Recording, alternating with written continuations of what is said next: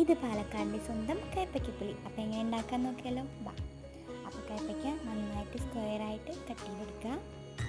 സവാള ഇടണം കേട്ടോ അതിൻ്റെ കൂടെ. പിന്നെ ഇത്രയും വാളംപുളി, കുറച്ച് പരിപ്പ് നന്നായി കഴുകി വേവിക്കുക.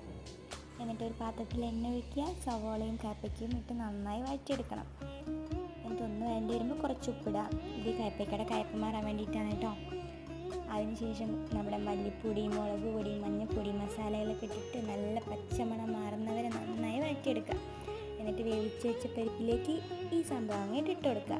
തക്കാളി ഇടുക ആവശ്യത്തിന് കേട്ടോ. ചെറുതാണെങ്കിൽ 2 വലുതാണെങ്കിൽ 1. പിന്നെ വാളംപുളി പിഴിഞ്ഞൊഴിക്കുക. ആവശ്യത്തിന് ഉപ്പിടുക. പിന്നെ കുറച്ച് വെള്ളം ഒഴിച്ചിട്ട് ഒരു 2 വിസിലാവുന്നവരെ വേവിച്ചെടുക്കുക. പിന്നെ കുറച്ച് തേങ്ങ, അതിലേക്ക് വെളുത്തുള്ളി മാത്രം ഇട്ടിട്ട് ഒന്ന് അരച്ചെടുത്ത് അത് ഒഴിച്ച് താളിപ്പിച്ചെടുത്ത് കഴിഞ്ഞാൽ നമ്മുടെ പാലക്കാടുകാരുടെ കയ്പ്പയ്ക്കപ്പുളി റെഡി.